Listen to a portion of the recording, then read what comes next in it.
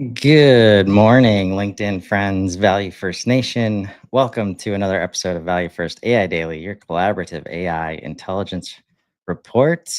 Happy Tuesday, August 19th, 2025. How we doing, Nico? Doing good, sir. Doing good.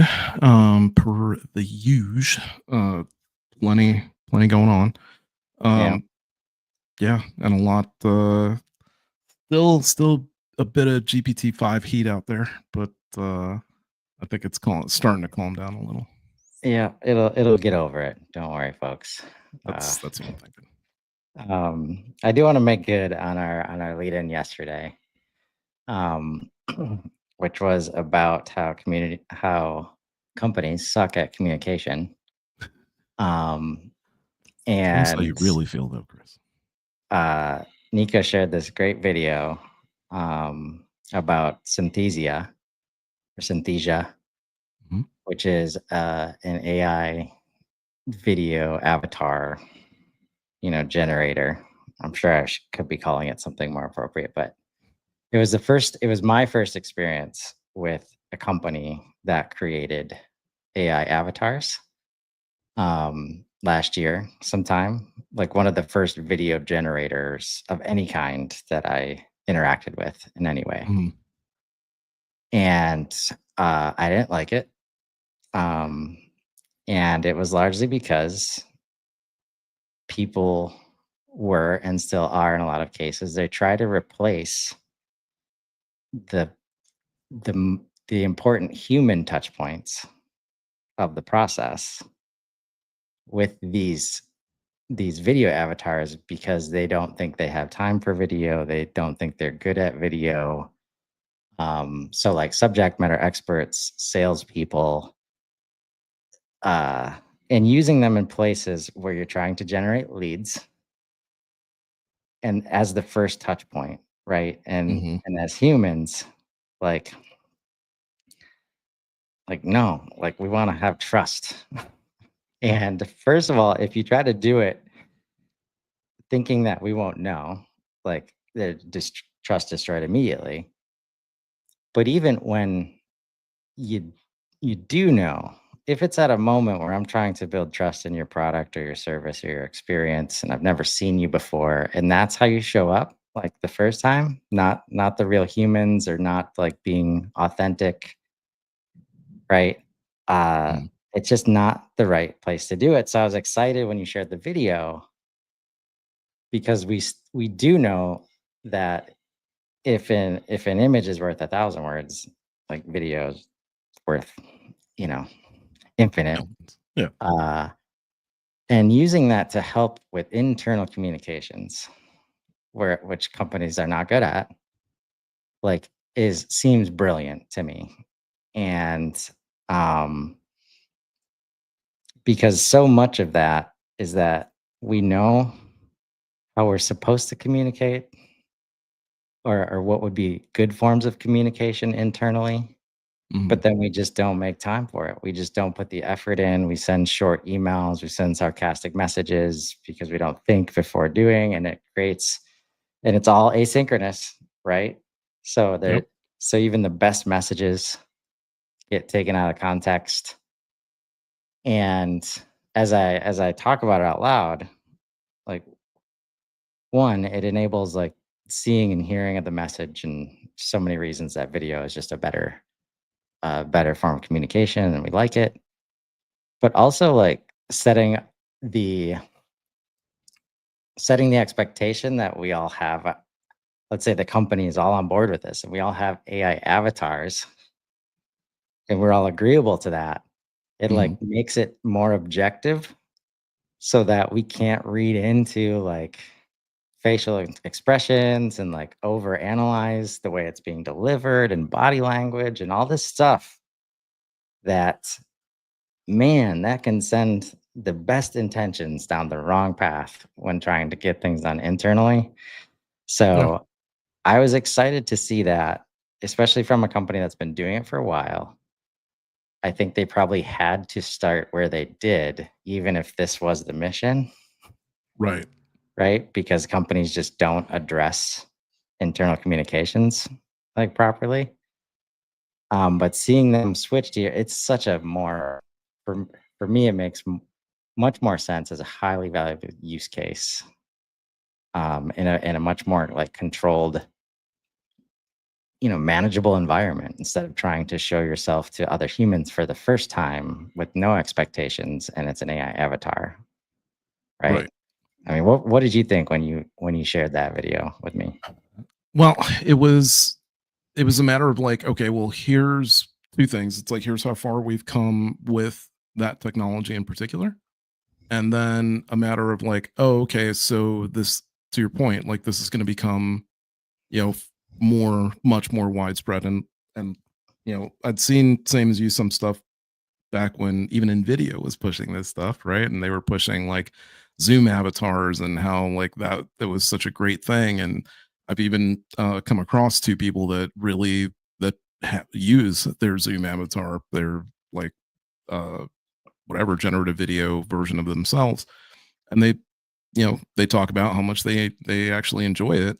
And that we were at the AI summit, right? And there was a video avatar thing there which nobody really cared for too much. It never And hits, no, because ever. like even still, right? Like they get better in terms of the video and they get better in terms of like the lip syncing, let's say. But it's the expressions, it's the human expression that it's missing tremendously. Which isn't just going to be it's kind of like even GPT-5, like, yeah, the voice has gotten better. Um, like with Pi, the voice has gotten better, but still none of them are at that level where it's like, oh, it's straight up like you get lost in talking to them because it sounds so human, because it's so flawless, right? Um Currently, like, yeah, I do talk to them, right? And it's the same, like and the only reason I bring it up is because like someone's gonna put together, the first, I don't know, what do you want to call it, like FaceTime agent or something like that, right? Um, and yeah, that's going to be this point where like maybe you could get lost in talking to this video avatar friend agent that you have, right? It would be obviously like the first steps towards. Well, I mean, we've taken some of the first steps, but it would be like having that Jarvis visual for you. But in terms of using it for work though, and using it for content and using it as like a shortcut to content, I don't know. I see it. Okay, so here's where I do see it in the same places as where you see like blog uh audio overviews, right? So I see that being a good use case where you have audio overview, you can have video overview now, right? And that would allow you to have, technically, because it's like the the newscaster for a particular channel can't be everywhere at once, can't be covering every story at once, but they could if it were in that format, right? And so it's kind of cool because I don't know. I mean, obviously not for like article writers themselves still have their uniqueness to them. It's not like you're going to be writing for somebody in particular, but it changes how RSS works, right? Like your RSS feed becomes like way more, I don't know, robust, basically. Um, because some people consume better by viewing, some people consume better by viewing and listening, some just by listening, or some by reading, right? Or some by listening and reading along. Um, I'm one of those people. I'm a listener reader along because it helps to keep both senses distracted. Um, and yeah, I could see this as being like the next wave, pretty much for news and blogs. Like I see it in that corner. But if you're going to be using it for like advertising and you're going to try to use it for like calls and you're going to try to use it where you're going to shortcut, if you're going to shortcut where you should have a personal relationship, don't. Yeah. Wow. Like that's if you're doing it because like, "Oh, I just want to save time, I don't want to have to be on this call or something, don't, because it's going to come across. They're going to notice it. It's going to be like when you were watching Dragon Ball. One week was awesome, the other week sucked. And everybody knew there's two animation teams going on here. Yeah. No, I think what this conversation is helping me understand the boundary. And it's really like objective sharing of information is where this needs to be used Mhm. because we haven't really gotten good at as humans as at like serving the other person in terms of how they like to consume content. At least only at the level of like news networks and media companies are they Right. able to do all of the things and serve in all of the ways, and that's where the consumption is. Um, but like being able to, um, it's kind of like taking that like fathom like summary that goes out that you know you needed to do after the meeting, and sometimes you get to it, sometimes you don't. It's okay, like, that everybody knows that it's an AI generated summary and there might be mistakes, but the fact that it's shared Mhm. and it's right after and kind of everybody's at ease because we're not worried about if the follow-up's gonna happen. Was everybody paying attention? Did they understand what I said? Because sometimes, like, you can't sometimes this initial communication, it's just like, "Oh, that's what you think? No, I didn't say that." And, like, you can solve for communication gaps like so quickly instead of Yeah. letting it fester and create anxiety. Before I saw this, what I was suggesting to the people who saw value in AI avatars like this are the knowledge based stuff, how to's, where it's just a different way to deliver step one, step two, step three, step four. Mhm. I'm watching this because I trust the company, not because I need to trust the human and the way that they're delivering the how to, right? Because I'm already invested. I just need to know how to use the product. Yeah. And the same reason we don't necessarily, this differs depending on industry, but usually, at least in manufacturing and industrial, you don't want a lot of flavor and personality in technical how to documents. You save that for the blog and the marketing materials because you've got engineers coming in and they want to know in the shortest amount of time while being as in depth as possible. Mhm. So it's like concise, get to the point, but give me all of the points, right? And there's no room for fluff or like trying to like get hit emotional levels, Yeah. right?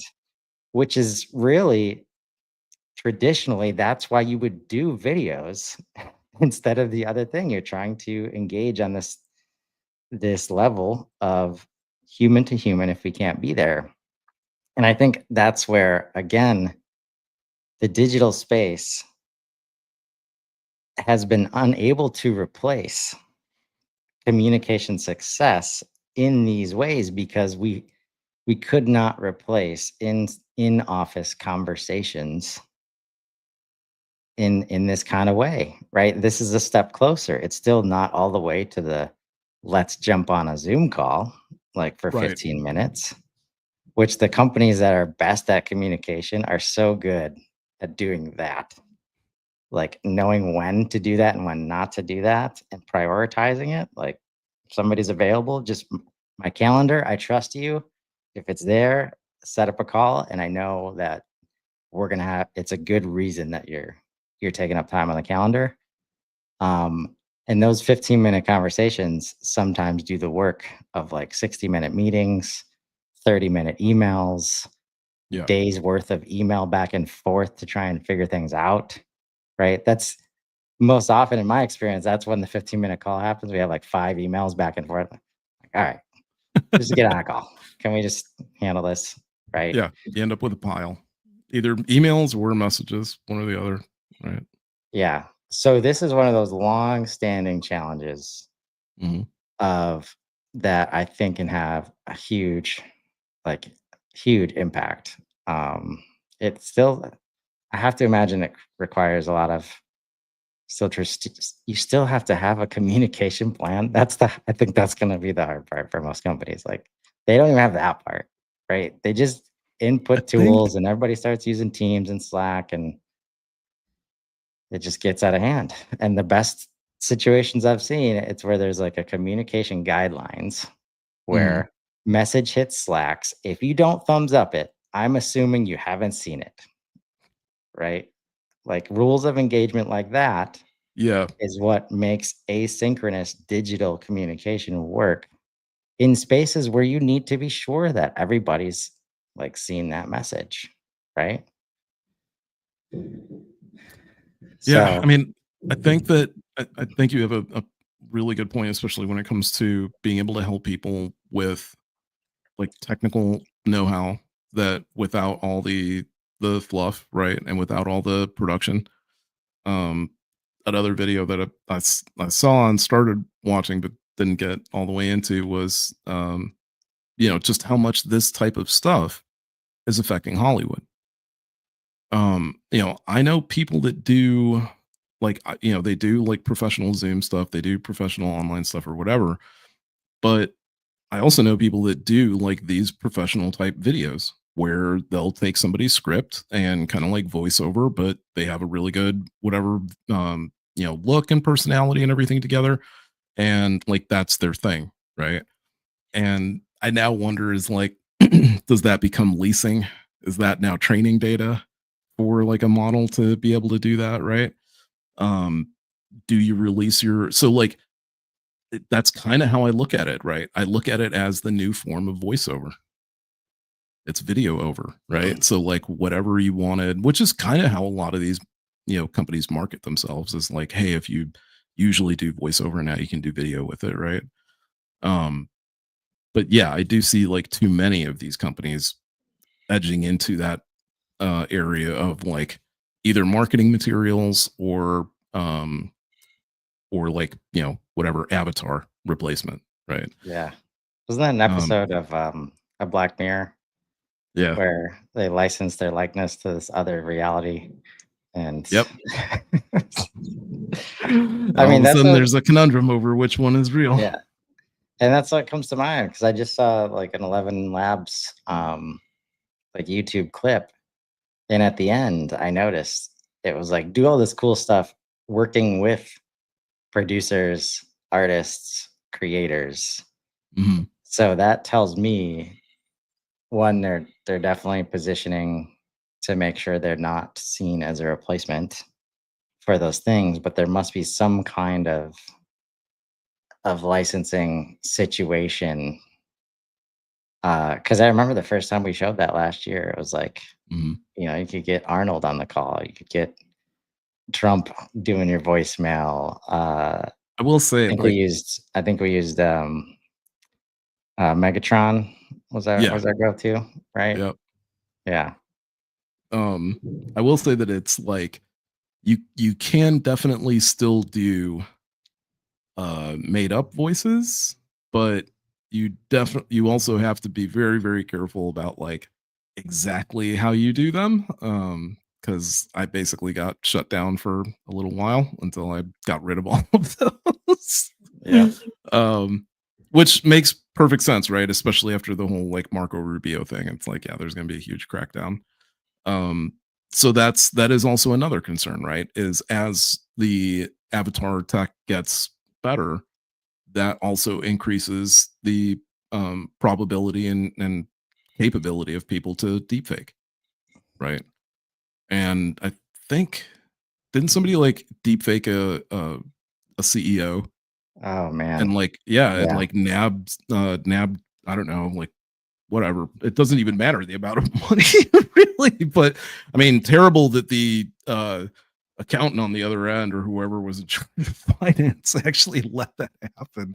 Yeah. Um No, but that's yeah, another like layer of yeah. security, like because there's already like internal company communications are already a target Mhm. for spam artists, um, in terms of making it look like the CEO is asking you to do something and they're not. Right. Now, if it's a video of your CEO or vice versa, like yeah, definitely another layer to Mhm. worry about. The reason I'm not as worried about it is like, especially.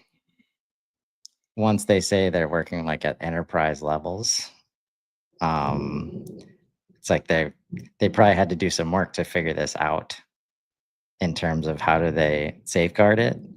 Yeah. Um, and that could be as simple as there's an AI behind the scenes, like understanding what generated this thing, where did it come from, does it match the other versions of this video that this person has been created, just trend analysis and pattern matching at scale to counteract any nefarious actors that try to get in.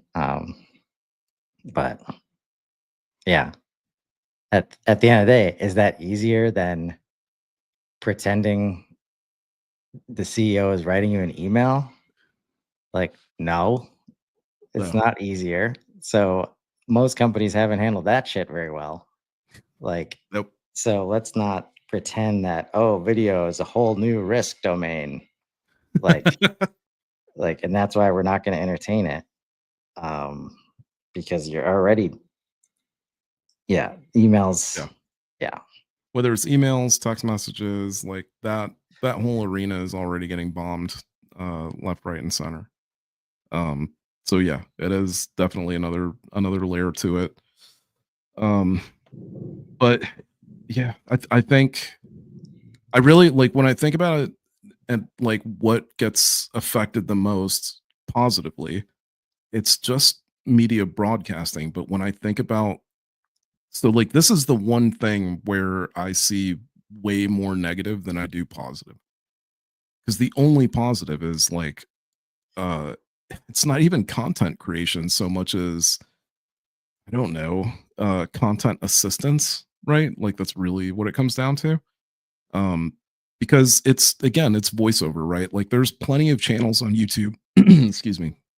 There's plenty of channels on YouTube currently that you can go to that are all AI driven. There's no person behind it. The content is read by AI. The video is all AI driven. Um, and I'd be surprised if the channel wasn't run by an agent. So uh, it's definitely the case where like there's just synthetic content out there. No doubt about it. The the other side of the coin though is like again like I see people that could get very very wrapped up in something like this, right? It's like it really is like the first not really the first, but it's like it's a really good or I guess like better rendition of most of the stuff that's been out there. Like even HeyGen is like really can I would say it's fairly convincing. They've got a little ways to go too. But like, with VO3, right? So like the engines are behind everything are getting better. So it's definitely going to get to a point by December where it's Yeah. going to be like indistinguishable, right? And that's when I really worry about like mobile apps that are going to adapt this kind of stuff. And it's an odd thing because this technology makes it so transparent to find and like know who the bad actors are because like the technology is so good and like has so much good potential that when it's used for bad, it's definitely not like a scientist or a PhD person or like a computer engineer or something like that. It's just some dude that managed to vibe code it and would otherwise be doing like day trading all day, right? Um, the people who that's like the next front and definitely like one of the topics that we'll get into eventually is people who don't actually do anything. And when I say that, I'm not talking about the people you might think. I'm talking about people like stockbrokers. Like you don't actually make anything. They don't create any value. That's what you're trying to say. No. Yeah, exactly. Like there's nothing necessarily useful in terms of like who could get replaced the fastest, right? I can honestly say they're being super they're being as respectful to stockbrokers in terms of like companies overall and countries overall as it has been with human translators. The human translation industry should not exist. Try to understand that. Even before GPT voice was out, Google Translate is has been amazing always. Like it has been crazy. I've watched people use it at the DMV. I've watched people use it in stores. It's amazing. I've watched people use it at the airport. Okay. There's no need for human translation. And yet there are millions, probably tens of millions of human translators who have jobs as translators. Doesn't make any sense to me. It's absolutely mind blowing. But it's likely because still the people who need that kind of service are a little bit older, um, or they are just like really alien to the technology or like alien to the language so much so that they need the technology in order to bridge the gap, right? Those two scenarios make full sense. For everybody else, I think it's just a matter of like, again, just like the video, need that human touch. I got to know that I'm talking to a person because otherwise, there's some weirdness about it. I don't know. Yeah. Like, Well, like the there's Star definitely Wars thing where you feel like you're talking to a droid, so it's like not yeah, the same. definitely depends on the culture, but there is a gap between localization and translation that's usually called for a human in the loop in those situations somehow, especially when dealing with like corporate marketing and global stuff, because it's so easy to use a word that makes sense in English and then try it in some other place and you like offend them horribly. Right. But we are there now though. Like AI is good at that part. And just take this like as a one thing from today as we wrap up. Like one of the things mentioned in the video was the ability to translate like via these videos, right? Especially in global orgs. Um, Imagining that at scale, where on a personal level, like English, there's a few languages that if you want to be successful globally in business, like it's in your best interest to learn English, Hmm. right? Which means you're spending more time like let's say away from your natural environment and culture. Now you won't have to do that. So culturally, will this like let communities lean in to what the way that they like doing things instead of like can this counter it's very counterintuitive as I say this out loud, but the whole concern about globalization and Hmm. sameness, right? This level of objective um, information sharing, truly perfect information in that it's always available in the language you want, in the Hmm. format that you want. Hmm. And we don't have to change ourselves to try and be in a place to receive like unbiased information.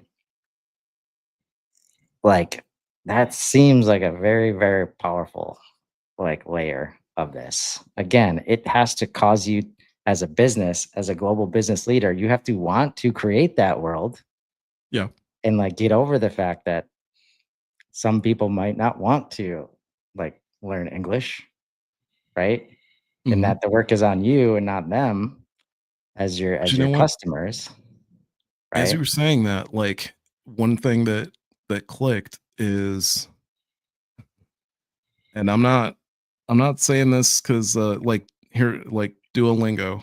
If somebody from Duolingo is listening, jump on it the moment you hear this. Otherwise, I don't know. Like nobody, it's not like enough people currently. Like who knows? I'm just saying if you do it, you're the first, and if you ain't first, you're last. Um, what Chris said, like something you said just then, the fact that you can now talk to a model, right? Or you can even do this avatar translation aspect, allows you to actually create your own like program for learning a language in a way that's never been doable before. Because when you learn language, and I'll try to land this plane quickly, when you do language, you have to learn based on the book. And you have to learn words, you have to do these, and you have to do conjunctions and this, that, and the other.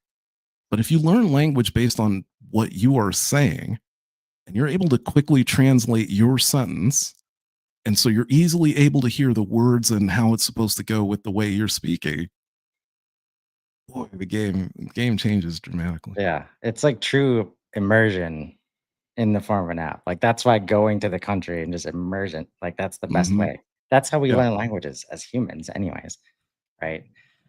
So, uh, we are gonna land this plane. Hopefully that was helpful. And again, even with translation and localization, how can we collaborate with AI to add value to the people around us? Until tomorrow, man. Thanks so much. See you then. Thank you guys.